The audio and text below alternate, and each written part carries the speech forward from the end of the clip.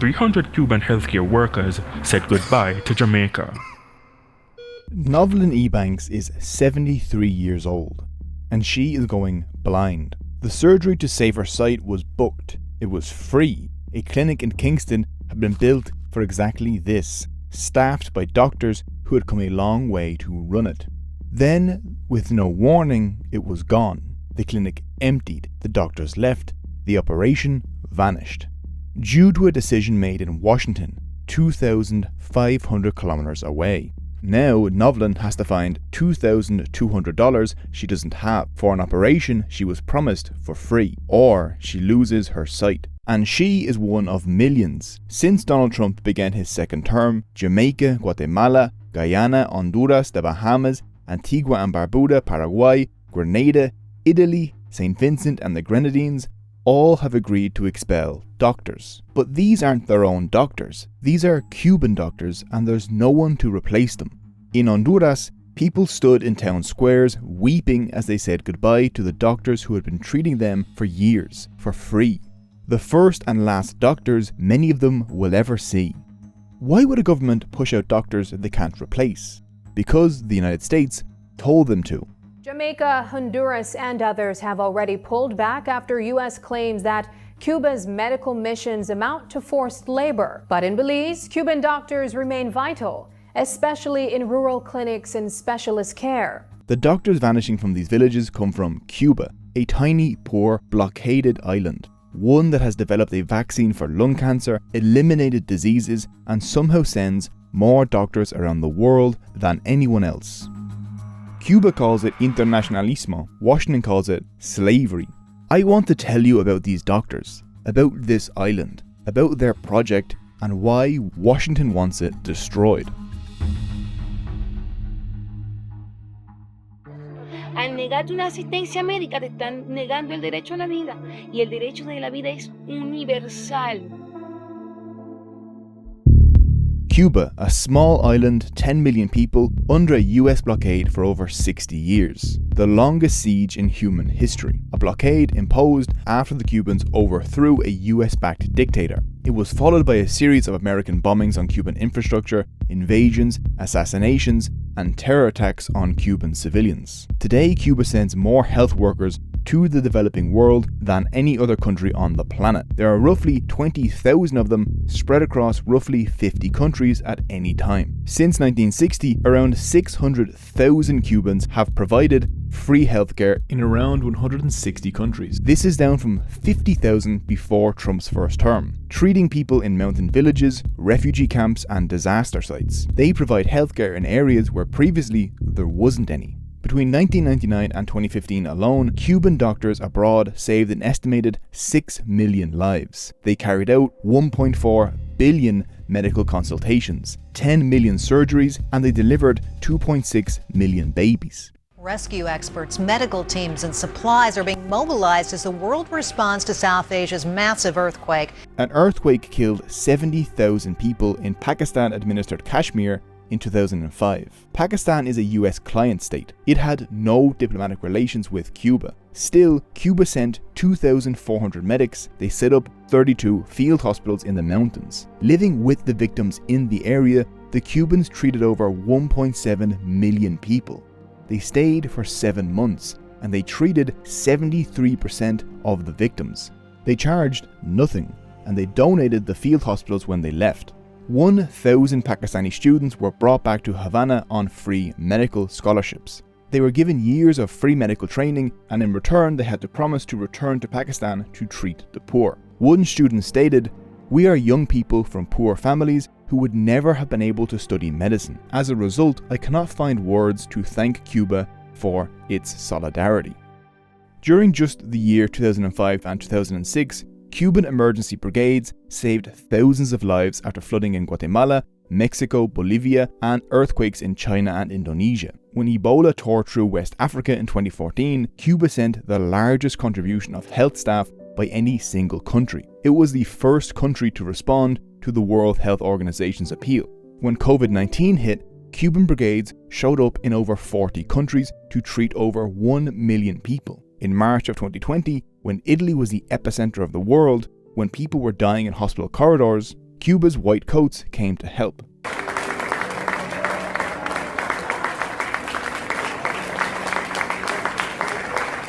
Cuban medical workers were then recruited to stay in Italy and keep healthcare available in poorer regions like Calabria.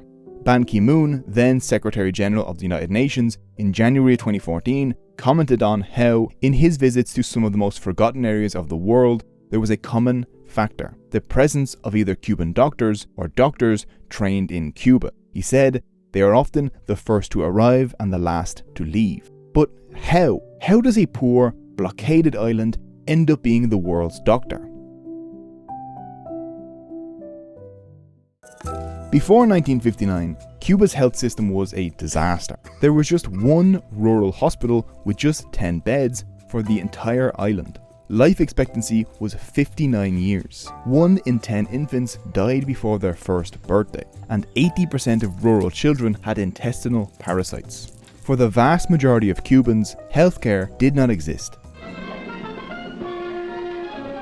Cuba was instead a playground for American tourists, the ultra-wealthy and the mafia. Americans controlled the farms, the land, the mines, the railways, the electricity and the telephone lines, along with the casinos and the brothels. The majority of the population was undernourished.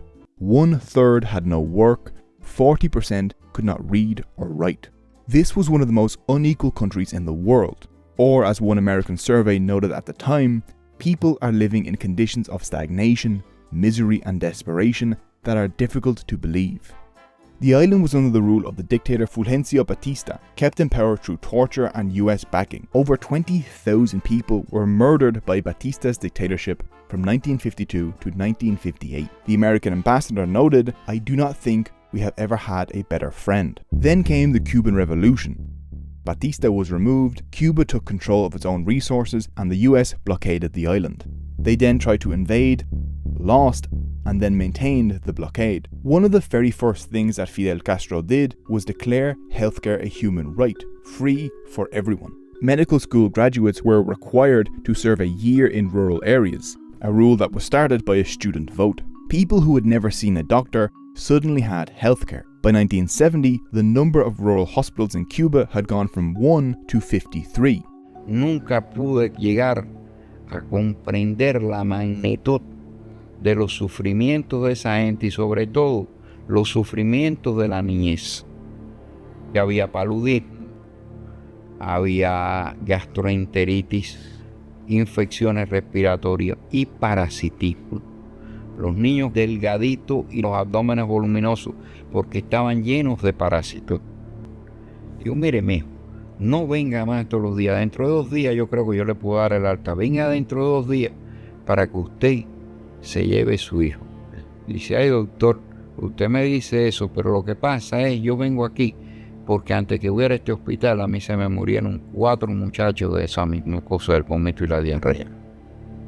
Aquel ser humano se le habían muerto 4 hijos de gastroenteritis, que era una cosa que con un tratamiento adecuado y cogido a tiempo se le hubieran salvado. They launched vaccination campaigns. Polio, malaria, diphtheria, measles, all wiped out. Basic checkups to the most complex surgeries are free of charge. Dental care, medicines, and home visits from doctors are all covered. Today, Cuba has the highest ratio of doctors to people in the world, about 9.5 doctors per 1,000 people, 3 times the density of the United States or the United Kingdom, up from less than 1 doctor per 1,000 in 1959.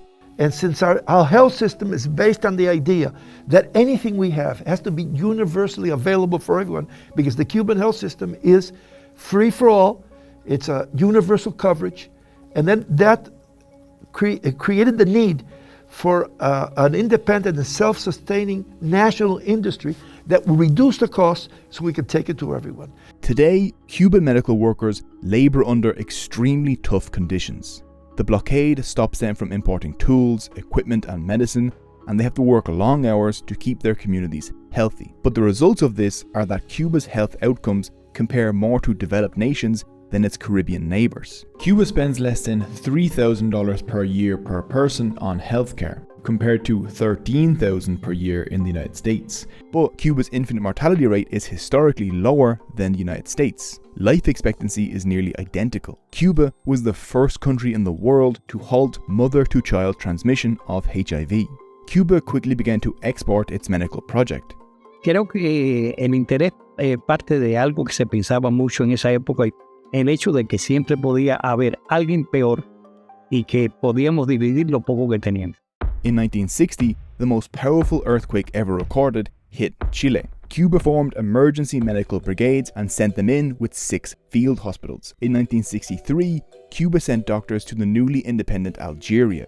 French colonizers had finally been driven out at the cost of millions of lives. There were next to no doctors in the country. Cuba showed up and charged nothing. They helped Algeria build a public healthcare system from scratch. In 1965, Cuban medics were deployed in the Congo, where there had been just 9 doctors. When a polio outbreak hit, Cuba ran the continent's first anti-polio campaign. 61,000 children were vaccinated. No other medics were on the ground. Without the Cubans, those children were going to die. Between 1975 and 1988, more than 300,000 Cubans fought in Angola to help fight off an invasion by apartheid South Africa backed by the United States. Alongside them were over 50,000 Cuban medical personnel and engineers. Angolans were brought back to Cuba on medical scholarships, training a generation of Angolan doctors. Nelson Mandela spoke highly of this effort, since it ensured the freedom of Angola, Namibia, and contributed to the end of apartheid. Cubans came to our region as doctors, teachers, soldiers, agricultural workers, but never as colonizers. They have shared the same trenches as us in the struggle against colonialism, underdevelopment, and apartheid. By 1988, over 30 African countries were receiving Cuban medical support. In areas with Cuban doctors, infant mortality dropped from 59 to 7.8 per 1,000 in Ghana, from 48 to 10.6 in Eritrea, and from 131 to 35.5 in Equatorial Guinea. In 1972, a massive earthquake destroyed downtown Managua. Cuban doctors were among the first to arrive, even though Nicaragua's US-backed dictator Anastasio Somoza actively helped the United States carry out terror attacks on Cuba. Despite this, Cuba assisted the country throughout the crisis, treating the survivors while the Somoza family embezzled tens of millions in international aid. Following the explosion of the Chernobyl nuclear reactor in 1986, there was a 30-fold increase in cancer in children in the surrounding area. Cuba volunteered to take in 22,000 children of Chernobyl and their families beginning in 1990. This was just as the Soviet Union was collapsing, taking with it 85% of Cuba's trade. Despite the onset of the special period in Cuba, an era of economic collapse, Cuba continued to treat these children, carrying out complicated surgeries and treatments for free until 2011, when the program concluded. When asked how treating these children could be justified during such hard times, a Cuban doctor responded, "These are children, extremely sick children. How could we not treat them?" Cuba took on the entire cost of treating the Ukrainian children. One mother of a patient stated the medical care for her son at home in Ukraine would cost over $105,000. Without Cuba, the child would not have been treated. Operation Miracle, set up in 2004, provides free eye operations in Cuba. By 2019, Operation Miracle had restored the vision of over 4 million people in over 30 countries. In Guatemala, the Cubans arrived in 1998, soon after the US-Israel-backed genocide of the indigenous population. They went deep into rural areas that had never seen a doctor and restored the eyesight of over 120,000 Guatemalans. Cuba refused to let these countries grow dependent on Cubans. Since 1963, Cuba had been training medical staff in Cuba and abroad for free. Es la primera vez que llega a la universidad, no nada más al Amazonas, a esa zona del Amazonas. El estudiante procede de la comunidad y se forma en su comunidad. Cuando la luz entra, tú ves que en la pupila, en el centro del ojo, se ve algo blanco, ¿ves? Allá atrás. Ese es catarata en ese ojo. In 1999, Cuba opened the ELAM, the Latin American School of Medicine in Havana, the largest medical school in the world. The school offers full scholarships to foreign students, mostly from low-income families with good academic records. 6 years of medical education and room and board, and it's all free. Over 100,000 medical students from over 105 countries, including the United States, have graduated from Cuban schools. The students must have high school diplomas, be under 25, and come from the poorest parts of their home countries. This assures that they are committed to return to their communities so they can make change in their own villages and neighborhoods. Los jóvenes tenemos que ser soñadores. Y yo creo en una salud para todos los hondureños. Y ahora que tendremos una gama de médicos graduados de las universidades en Cuba, creo que en mi país es posible que la salud pueda llegar a los lugares más recónditos de Honduras. Es la esperanza más grande que pueda existir para que ningún niño en Honduras pueda morir de una enfermedad prevenible.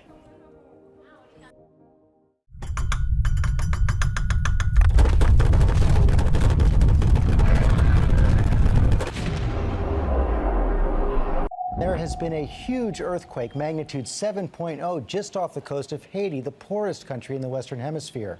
When the earthquake hit Haiti in 2010, as the world watched in horror, Cuban doctors were first on the ground, because they had already been there since 1998. La Paz Hospital. It is now being administered by Cuban medical personnel. They are giving medical attention, quality medical care to severely injured people, 600 to 700 patients a day, several dozen surgeries a day. They have 3 surgical operating theaters going around the clock 24/7, and it is one of the only places deep in the city where Haitians can go and be treated and have a reasonable expectation of surviving. Within 24 hours of the earthquake, Cuban doctors had completed 1,000 emergency surgeries. Cuba provided the largest medical mission and cared for 40% of the earthquake victims. Fox News reported that Cuba offered no assistance whatsoever. CNN interviewed a Cuban doctor and told their audience that he was Spanish. The US sent the USNS Comfort, a hospital ship, and stayed for just 7 weeks. In that time, they treated 871 patients. In that same time frame, Cubans had treated 227,000. About 67 cents of every dollar of aid sent to Haiti ended up going to companies in Washington, D.C. They made a profit off the destruction of Haiti. The Cubans stayed and saved 429,000 lives.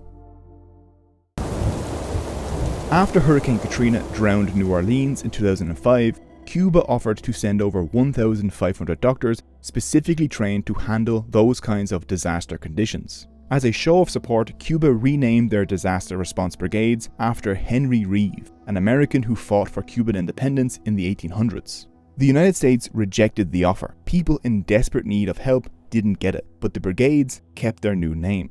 Cuba has the developing world's most established biotechnology industry. It produces 70% of its own medicines, which it provides to its own people and to the developing world at a fraction of the cost of drugs produced by Big Pharma. Cuban biotechnology products include a vaccine for lung cancer called Simavax, sold at $1 a dose. Cuba has developed the world's first meningitis B vaccine and a drug that reduces the risk of amputation for diabetics by 80%, and they're pioneering treatments for Alzheimer's. The US blockade stops this industry from reaching its full potential and forces people outside of Cuba to amputate limbs or die of lung cancer unnecessarily for the Miami lobby. In 1991, the Soviet Union collapsed and Cuba lost all its trading partners. Its economy was crippled and it was alone. It was at this moment, where Cuba was at its most vulnerable, where its people were at their most desperate, that Bill Clinton tightened the blockade on Cuba. The US blockade on Cuba is the longest, most comprehensive economic blockade in history. In 1960, a State Department memo stated their goal was to make the greatest inroads in denying money and supplies to Cuba, to decrease monetary and real wages, to bring about hunger, desperation, and overthrow of government. We had all of our chromatographic systems in Cuba were manufactured by a Swedish company called LKB. Then overnight, there was an acquisition of LKB by a U.S. company. And immediately we had to change all the systems in the country because they communicated that they could no longer sell to us. En el acceso a tecnología, a la compra de equipos, sobre todo equipos de alta tecnología que se producen muchos de ellos exclusivamente en Estados Unidos y está legalmente prohibido venderlos a Cuba, en el mantenimiento de los equipos, en el suministro de piezas de repuesto para los equipos, en la compra de reactivos, muchos de los cuales, o la calidad de los mismos es de empresas norteamericanas, hay que comprarlos a través de terceros países, evadiendo el bloqueo. Realmente es muy complejo y implica costos muy altos este bloqueo. The blockade has cost Cuba about $170 billion. It is not just that the United States won't trade with Cuba, it's that the United States punishes everyone else for trying to trade with Cuba. If a product contains American-made components, it cannot be sold to Cuba. The United States has sanctioned French products simply because they contained Cuban nickel. The United States applies its laws extraterritorially on other nations to prevent trade with Cuba. Banks anywhere can be fined billions of dollars just for processing Cuban transactions, because the global financial system is controlled by the US dollar. When a ship docks in Cuba, it cannot dock in the United States for 6 months. Businesses know they can extort Cuba because they have no other options. Cuba is forced to sell its goods at low prices and import everything at much higher prices. During the special period, Cuba made a decision. Care would continue for the poorest countries for free, but now countries that could pay would pay. The turning point was 2004. Venezuela had oil, Cuba had doctors. Cuban doctors went into Venezuelan slums, and Venezuela sent Cuba subsidized oil. In 2013, Cuba launched an agreement with Brazil that sent over 20,000 Cuban doctors working in unserved regions of Brazil to provide healthcare to over 113 million patients. By 2018, medical services were Cuba's biggest export, bringing in $7 billion a year. That money paid for Cuban schools, Cuban hospitals, and Cuban food subsidies. By the mid-2000s, Cuba had pulled itself out of the special period. The United States government saw Cuba's economic recovery and sought to end it, and to end the medical program specifically. The United States began to claim that Cuba was using slaves. They basically operate as forced labor. Es una justificación para atacar las misiones cubanas. Yo nunca me he sentido como un esclavo, nunca. Yo he tenido capacidad de decisión sobre mi vida, en primer lugar, que un esclavo no tiene. Yo he podido decir que sí, he podido decir que no, he podido decir que ahora no porque no quiero. Yo nunca me sentí un esclavo. Y entonces eso me parece que es una forma de justificar el bloqueo, de justificar las medidas contra Cuba, de tratar de dañar una fuente de ingresos para Cuba. Es más de lo mismo, más de lo mismo. John Kirk is a scholar who has studied Cuba's medical missions for decades. He said, "I interviewed 270 Cuban doctors, nurses, and technicians. None of them said that they had been forced to work." We love the people, we genuinely love the job. For a lot of us, when we go on exchange and come here, we do it for our family. It was very good for us. It means a lot to us. We are able to support our family back home. End quote. These missions are voluntary. People sign up for many reasons: to get medical experience, out of a desire to help or travel, or because the pay is much higher than on the island. The Cuban state keeps the majority of the payment for these medical services, sometimes up to 80%. In Brazil, the Cuban state received $3,620 per doctor per month. The doctors were housed and fed and received $1,400 per month. In Italy, it was €1,200. In poorer countries where they only cover the medical team's expenses, their salary is just a few $100s per month, compared to about $40 per month on the island. The United States called this 21st century slavery. Now, let's ignore the fact that every major US corporation uses slave labor, be it Congolese child slaves mining cobalt, or the millions of women in sweatshops producing cheap clothes. One doctor, Yanili Mendez, spent 5 years in Venezuela. She stated, "It's not slave labor." She wished that the split was fairer, but also recognized that it funds Cuba's subsidized food, free hospitals, and free medical schools back home, the same system that trained her. And the reason that U.S. called that a slave or human trafficking has nothing to do with the international felony of human trafficking. It has to do with the necessity that the United States has to justify a policy that is impossible to hold in front of public scrutiny. United States cannot tell the third world countries that it is right to prevent people who need medical service to give up to those services by the Cuban medical brigades just because they don't want it, or just because it doesn't match their policy to have international recognition, admiration, that is not new.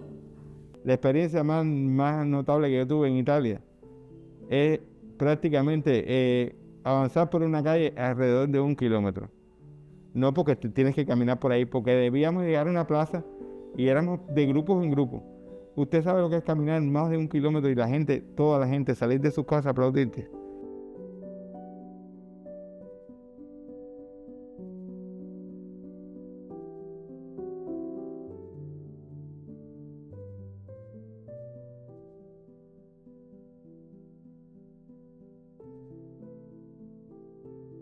Cuba has been sending doctors abroad since the 1960s. The conditions haven't materially changed. Suddenly, after the medical exports pulled Cuba out of the special period, and just 1 year after Cuba offered to assist victims of Hurricane Katrina, in August of 2006, the Bush administration launched the Cuban Medical Professional Parole Program. This was a scheme that encouraged Cuban doctors to defect, to abandon their missions, where in many cases they were the only healthcare available, and move to the United States. About 2% of Cuban medics took the offer. This is where the US suddenly began speaking about Cuban state-sponsored human trafficking.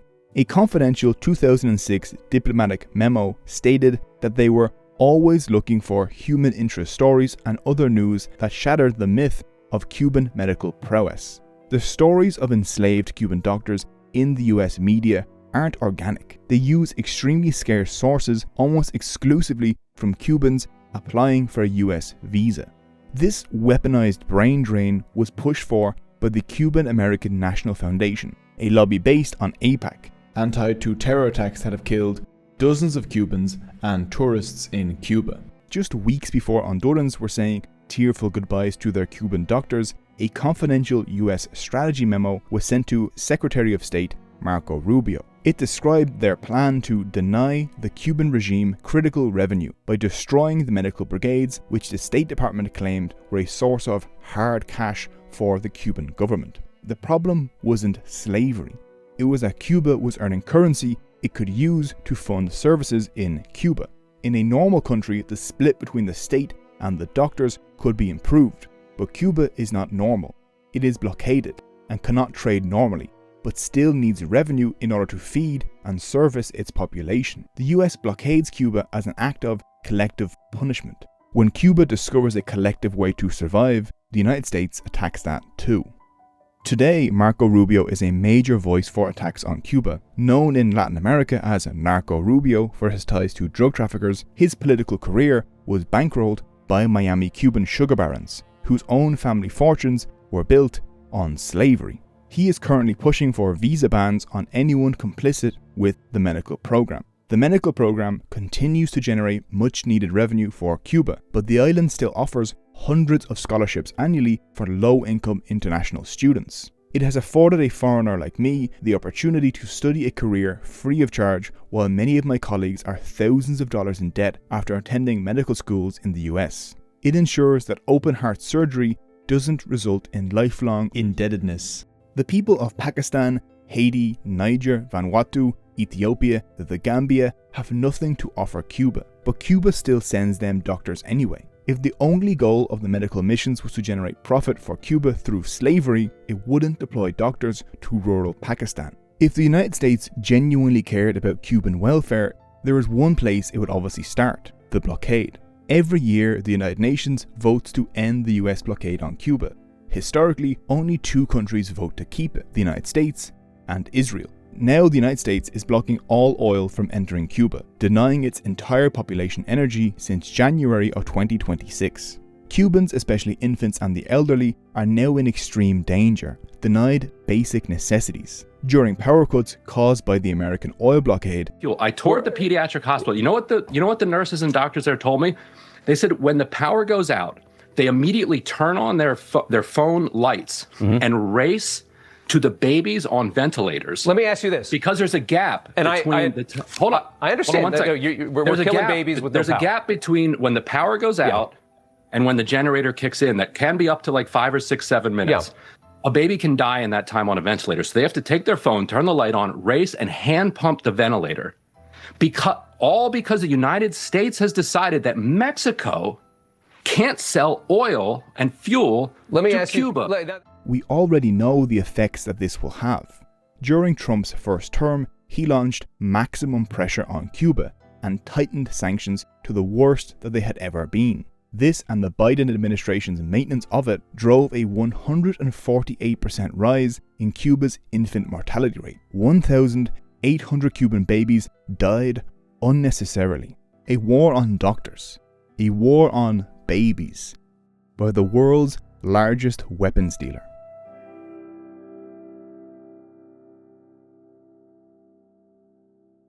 As Trump and Rubio demand countries expel their Cuban medical workers, for many of their patients, this withdrawal is a death sentence.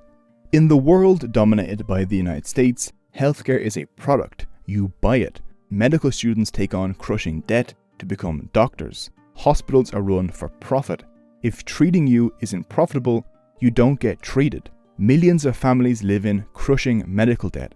Many simply never see a doctor. The supply of doctors is deliberately kept scarce to raise prices. The World Economic Forum projects that the world will be short 10 million healthcare workers by 2030. In the Cuban worldview, healthcare is a right. You flood the country with doctors, training the children of farmers and factory workers for free. Then you send them to places the market would never bother to serve, because the people there deserve healthcare anyway.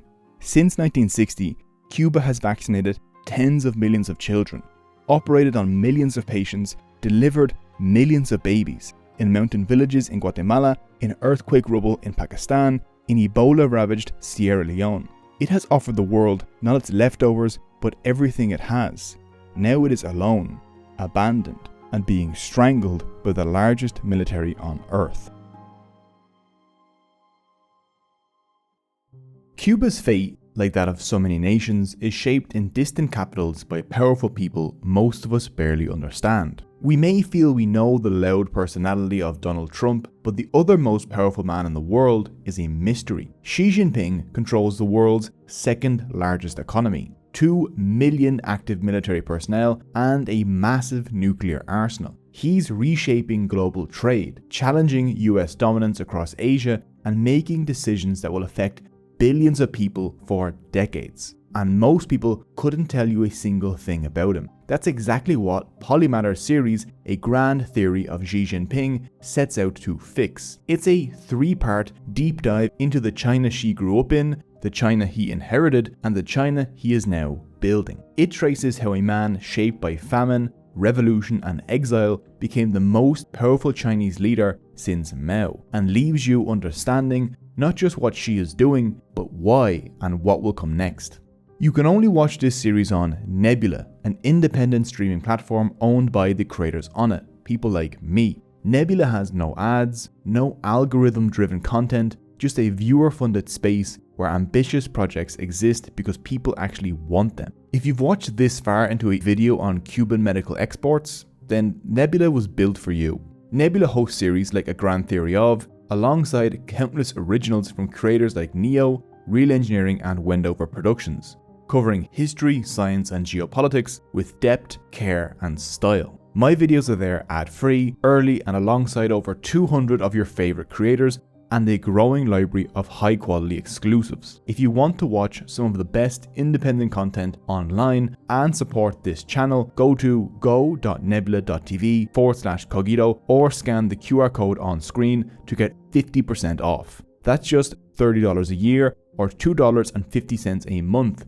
So go ahead and sign up now to support independent creators, help make more videos like this possible, and enjoy a ton of original videos.